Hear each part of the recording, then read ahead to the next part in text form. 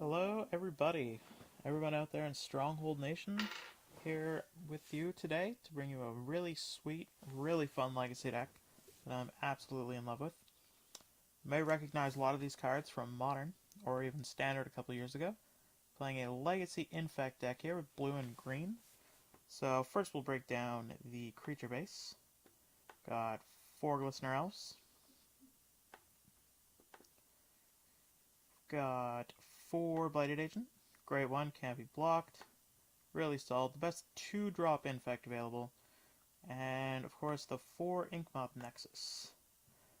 So, this is our kill here. For Pump Spells, Invigorate's easily the best one, way better than anything Modern has to offer.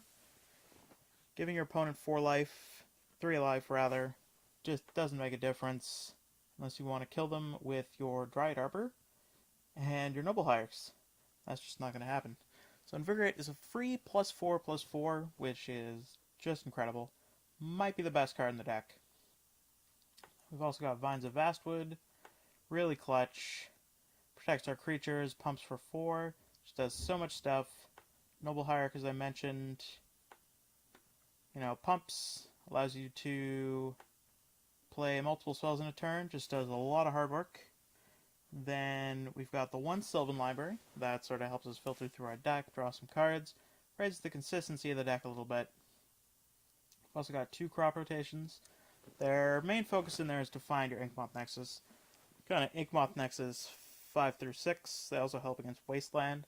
They do a couple of other things. They fetch your 1 Dryad Arbor, which is good against cards like Liliana of the Veil, Diabolic Edict. Can sometimes use it as blocker. We've got the 1 Pendelhaven, great little extra pump spell.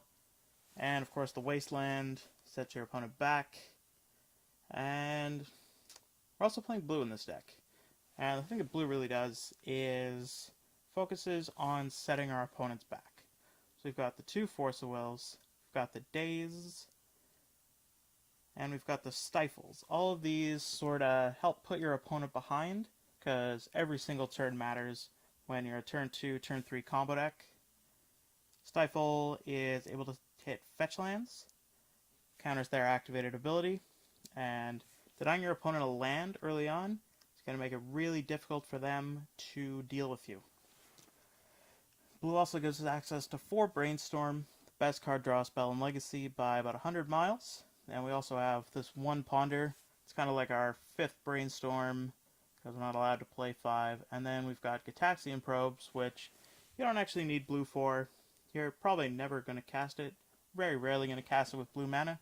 Great card, lets you see your opponent's hand, and lets you know when to go for it. Best feeling playing this deck, Gitaxian Probe your opponent, seeing they're empty, can't do anything, and then killing them. Then our mana base, pretty normal. Got 8 fetch lands to get our 1 forest and our 4 tropical islands. Only playing the 1 basic because the deck doesn't really care about Wasteland. We're just too fast. Don't need our mana enough to care. And of course, fetch lands can also get your Dryad Arbor. Now the sideboard, we're taking advantage of crop rotation again. We're playing 1 Caracas. And man, that new play face on the Caracas looks beautiful. And playing 1 Pachuca Bog. Both of these can be got through crop rotation. Pachuca Bog, obviously good against combo, graveyard combo. Caracas, obviously good against Sneak and Show. Then we've got the 3 Nature's Claim, which kind of have the same advantage of Invigorate, that the life that you're giving your opponent just doesn't matter. Gets cards like GT out of the way, other equipment. Just does a lot of catch-alls. And we've got the 3 Flusterstorm, which are there for combo. Top Storm. Bring them in against basically any fast or slow combo deck. We're running the 1 Ichor Clawmere. Extra creature for decks that we're expecting to have a lot of removal. We've got the 3rd Force of Will. Playing this in the main deck might be right. Maybe only 1 Stifle should be in there, 3 Force of Wills. I like 2 and 1 in the sideboard. It's there for fast combo. It's there for tons of removal. Just stuff you need to counter. And then we've got the 2 Submerge and the 3 Dismember. These are for just getting blockers out of the way. Heavy creature decks, you bring these in.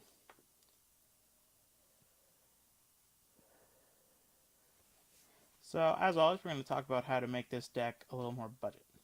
And the big part of the cost of this deck is the fact that it has blue in it. Blue makes us run these 8 fetch lands, makes us run these tropical islands, and that's about 90% of the deck cost right there. So if we want to make a budget, we're going to cut out the blue entirely.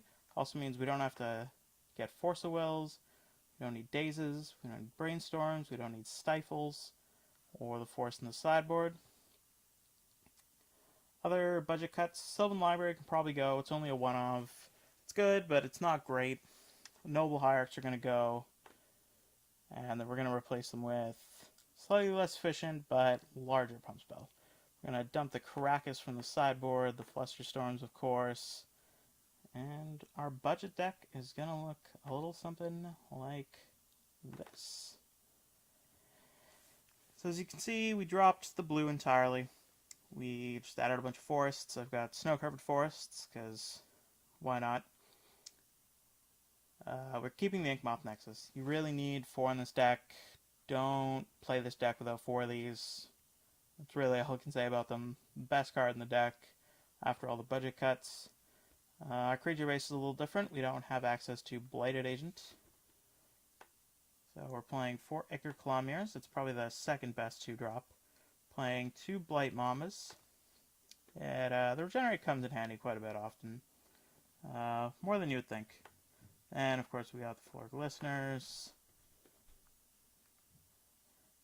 And our pump spells. Invigorate stays, of course. Finds of Vastwood stays.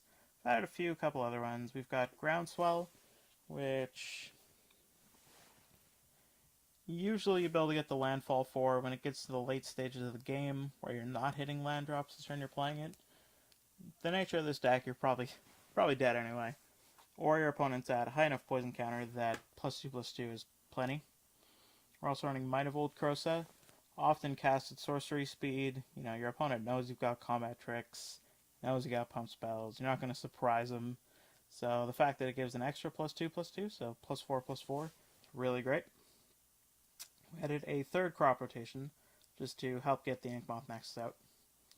Then we added 4 Dismember to get blockers out of the way, problem creatures, and 2 Apostles' Blessing. Apostles' Blessing sort of acts like a really bad Force of Will in that it counters stuff that disrupts your combo. Doesn't counter anything else, but you get a lot of people with it. Catch a lot of them off guard. Then in the sideboard, we've got 2 Tormod's Crypt for graveyard decks.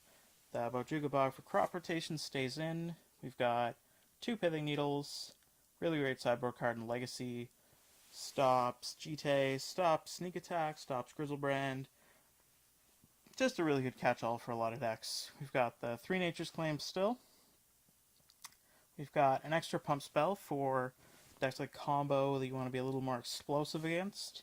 We've got 2 Fogs for sort of all-in combat decks. Decks like Goblins, decks like Elves, where you just need to be able to kill them on the backswing. Gutshot is kind of like our 5th Dismember against decks like Maverick, decks like Death and Taxes, decks like Elves. You know, you kill their Mother of Runes, their Thalias, their Dark Confidants. Since Dark Confidants obviously very good against us. We've got the extra Apostles' Blessing, kind of like the extra Force of Will for attrition-y decks that are going to target your guys a lot. Same thing for the extra Blight Mamba. Decks with lots of removal, you just want that one extra threat, might go a long way.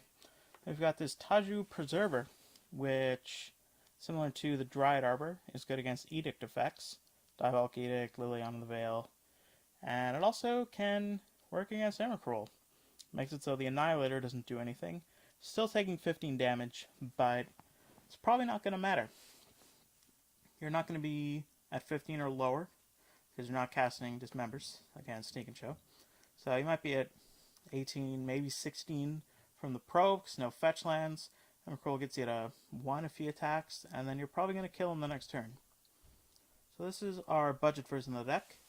This version's actually, I think, more explosive than the blue-green version, because we've got more pump spells and protection, and we've got ways to get rid of blockers. Like, this is actually faster. It's less consistent, but your games aren't going to take as long. So it's not even strictly worse. It is not as good, but still, if that's all you're getting, then it's still a really good deck. The regular deck itself, it's a great deck. Probably not consistent enough for something like a Grand Prix where you're playing, 15, 16 rounds. Anything 9 rounds or lower, you could definitely have some success. Definitely win games, win matches, even win a tournament if you're only going through 8 rounds or so.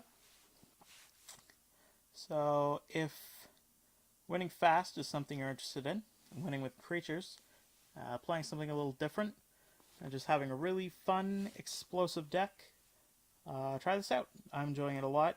I think you will too. That's all for now. Thanks for coming, guys. See you next time.